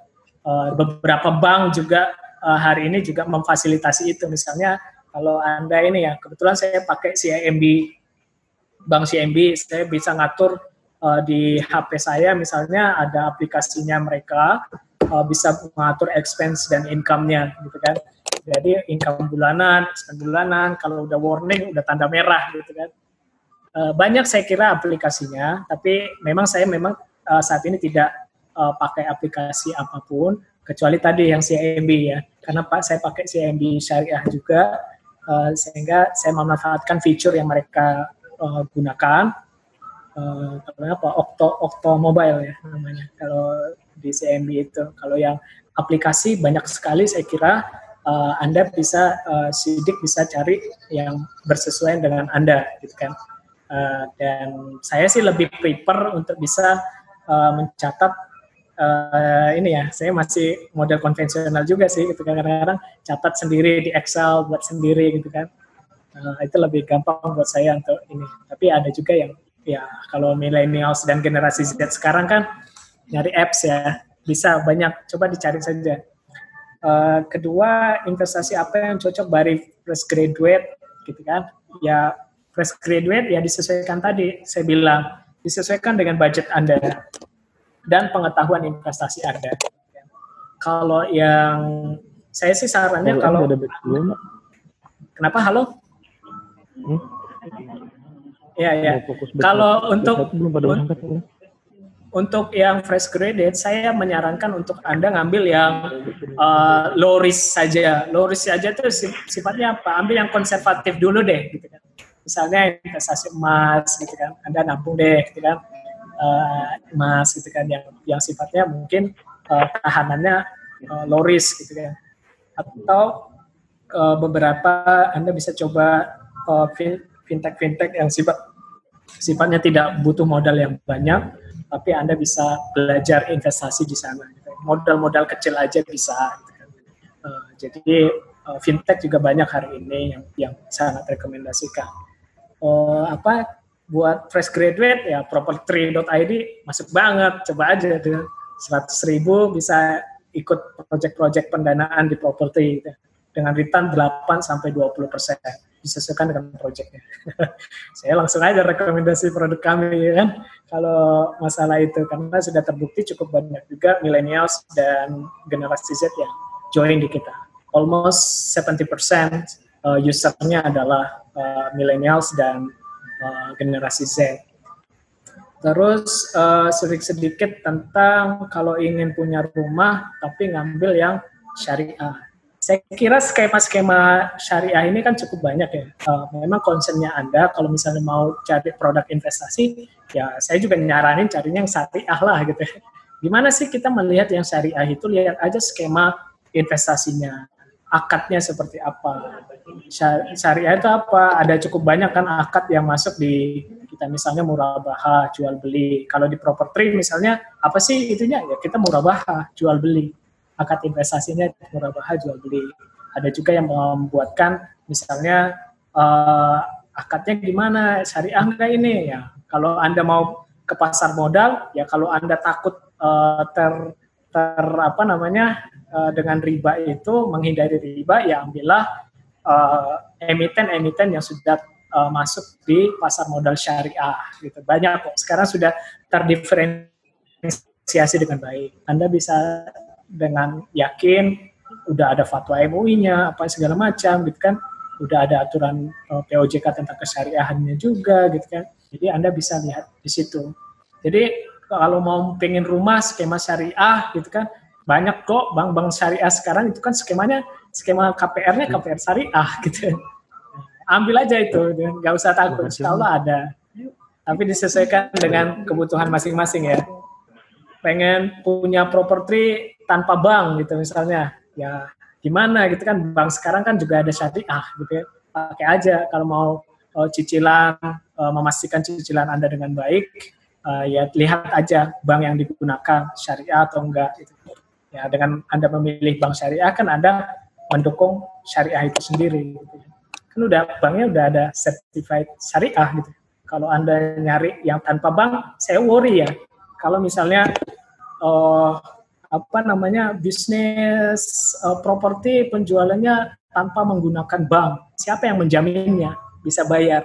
Siapa yang ngecek kelayakan dia membayar satu perumahan itu, satu unit rumah itu? Kan kita nggak tahu gitu ya. Kalau bisa ada BI checking dulu, kan skema KPR dimanapun, bank manapun harus ada skema BI checking, kelayakan dia untuk bisa memastikan satu orang ini, calon pembeli ini bisa nggak membeli dan diprediksi akan melunaskan hutangnya ke bank gitu ya, dalam konteks tadi skema pembayaran rumah itu ya. Kalau tanpa bank ya baiknya kalau Anda mau ya menghindari adanya riba apa segala macam, beli cash aja gitu kan. Beli cash gimana? Ya besar kan. Kalau misalnya rumah 700 juta, Anda harus bayar 700 juta di awal kepada developernya gitu kan. Bebas resiko riba gitu kan. Ya, tapi ya itu tadi, Anda harus mengumpulkan sebesar uang gitu. Tapi kan sayang banget kalau misalnya Anda masih berjuang segala macam, uang cash 700 juta itu kan bisa kita manfaatkan dengan memanfaatkan bank sebagai pembayar di awal gitu. Lalu kita cicil dengan skema syariah di bank tersebut. Ya pilihlah bank syariah untuk KPR propertinya. Insya Allah sudah terhindar dari riba itu. Gitu mungkin untuk Sidik ya. Keren nih pertanyaannya. Apalagi Mas Yusuf di sini pertanyaannya, silakan. Kalau ada yang mau langsung tanya boleh ya. Izin bertanya, Rizky Galih gitu ya. Kira-kira idealnya berapa jumlah instrumen investasi yang mahasiswa miliki untuk diversifikasi? Dan kiranya berupa apa saja? Ya itu tadi saya bilang, tergantung kesanggupan Anda. Gitu. Kalau Anda bisa berinvestasi banyak portofolio, gitu, itu hebat banget gitu kan. Makanya tadi kembali ke kemampuan finansial kita. Kalau ideal money-nya besar, ya Anda berkesempatan untuk bisa mengelolanya dengan berbagai portofolio. Berapa banyak portofolionya? Ya gimana ya, kalau ditanya berapa banyak portofolionya, ya tak terbatas harusnya gitu. Kalau idealnya gitu, biar Anda bisa dapat passive income yang tinggi. Tapi yang jelas gini, dana investasi itu harusnya dialokasikan sejak Anda pertama kali dapat income. Gitu kan. Dialokasikan misalnya 10% dari income saya, investasi kemana gitu kan. Kan banyak portofolionya. Ya ikutin aja, kalau mau ideal mah semua portofolio Anda punya gitu kan. Kan kata Om Buffett, Opa Buffett, don't put your money in one basket. Portofolio asetnya ada, emas misalnya, properti, tanah gitu kan, kalau Anda sanggup gitu kan. Yang kedua, pasar modal, Anda main di situ biar tahu bagaimana mempelajari corporate. Yang ketiga, apalagi reksadana, Anda main lagi gitu kan, berinvestasi di sana gitu kan. Apalagi bonds, hutang, surat hutang negara misalnya, Anda bisa gitu, deposito, kan banyak ya. Nah, tapi yang buat saya sih ya, buat fresh graduate saya menyarankan ambillah yang low risk dulu gitu. Jangan high risk gitu ya. Karena bagaimanapun ya kita juga akhirnya kan kita nggak tahu rezeki kita seperti apa ya, harus berhitung juga akhirnya. Itu untuk Ariski. Siapa lagi yang bertanya ini? Cukup banyak ya. Oh, Rafki. Assalamualaikum. Boleh sharing Kak terkait apa nih? Ini udah tadi ya. Aplikasi untuk manajemen finansial, income dan pengeluaran ya bisa dicek aja ya di aplikasi cukup banyak juga yang berbayar, misalnya Moka untuk pencatatan keuangan atau apa. Kalau kami di properti itu pakainya beberapa ini ya, aplikasi yang berbayar. Ada instrumen apa yang cocok bagi fresh graduate, sejauh apa risiko investasi harus diambil. Ya dari low risk ke moderate risk bisa diambil kalau fresh graduate. Yang jelas saya sarankan untuk mengetahui dulu jenis portofolionya dan mempelajari risiko investasinya seperti apa. Makin Anda paham bagaimana risikonya, yaitu akan buat Anda lebih tenang dalam berinvestasi. Bagi saya salah satu catatan penting keputusan investasi adalah perihal syariah. Ini sudah dijawab ya. Oke. 3, bagi saya salah satu catatan, ini pertanyaannya berulang ya. Sudah register di properti, langkah apa yang harus saya bisa lakukan setelah register biar nggak salah langkah? Penuhi data-data pribadinya ya ke properti. Misalnya kalau belum punya NPWP bisa masukkan SIM. Kan setelah KTP diminta bisa masukkan SIM. Oke. Atau paspor bisa juga. Terima kasih Kak atas jawaban insight-nya. Ya, sama-sama. Oke, sukses selalu, Rizky. Ya, monggo Mas Yusuf, kalau masih ada pertanyaan dari teman-teman boleh ya, dibuka aja ini apanya, wajahnya biar kelihatan. Halo Mas Yusuf, saya kembalikan lagi ke Mas Yusuf. Kemana ini? Silakan teman-teman yang ingin bertanya ya. Saya insya Allah juga akan share ke teman-teman nanti via email ya. Saya juga udah ngerekam email teman-teman, nanti bahan presentasi saya tadi mudah-mudahan bermanfaat buat teman-teman, bisa digunakan dan diaplikasikan untuk support kebutuhan Anda untuk perencanaan finansial dan investasi. Nah, ini memang masih ini aja pengantar-pengantar saja. Kalau Anda ingin lebih fokus untuk pengelolaan finansial dan investasinya, ya mungkin bisa ambil kelas-kelas financial planner siapa gitu kan, bisa ambil referensi atau ke properti belajar. Ayo, saya terbuka sekali. Kalau Anda ingin berkunjung ke properti, kita diskusi dan belajar bersama. Oke, kalau tidak ada, saya boleh ya share yang tadi Mas Yusufnya kemana itu? Saya share lagi ya, ada polling yang mungkin ini juga jadi insight buat kita. Teman-teman boleh ya, kalau saya tanya, apa saja jenis investasi yang, ya ini saya ganti pertanyaannya, apa saja jenis investasi yang sudah Anda laksanakan hari ini? Boleh ya, teman-teman masuk di join at Slido, terus masuk student investor. Mangga Mas Yusuf bisa, saham emas reksadana, mantap, ini dari satu orang nih. Ya kalau di saham Anda harus rutin setiap hari memantau nggak mungkin setiap hari juga, tapi pas saat marketnya tutup, pas jam kerja Anda udah selesai, Anda bisa lihat. Reksadana juga demikian. Kalau emas, pantau saja di logam mulia, harganya akan kelihatan tuh jam per jam.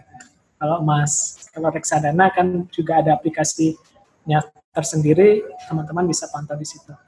Oke, ada yang main di properti. Kalau di properti saat ini adalah saat membeli. Di era pandemi ini, kalau Anda punya uang cash, saatnya membeli tanah, gitu kan. Karena harga-harganya harga jualnya rendah. Anda bisa tahan 1 tahun, 2 tahun, 3 tahun, naik tuh. Emas, properti juga, keren. Anak IPB investasinya saham, emas, reksadana. Investasi ilmu itu penting, sebagaimana Opa Buffett bilang ya, the best investment is for yourself. Gitu ya. Stok, pasar modal, keren. Ya, nah, udah pernah ikut ini nggak RUPS-nya? Kalau bisa ikut aja biar bisa belajar gitu ya. Bagaimana sih corporate action di pasar modal gitu ya. Oke, skill. Yes. Ya, yang jelas jangan lupa juga kalau investasi itu kan tadi kita berbicara ada properti, ada emas, ada yang sifatnya surat berharga, ada yang sifatnya aset, ada lagi yang lebih berharga dari itu semua, investasi kesehatan Anda, health investment, yaitu yang sangat-sangat berharga. Kalau Anda tidak sehat, ya percuma saja Anda punya banyak duit, bergelimang harta, tapi tidak bisa menikmati. Oke. Silakan Mas Yusuf, saya sudah cukup dengan ini semuanya. Terima kasih teman-teman sekalian, sukses selalu.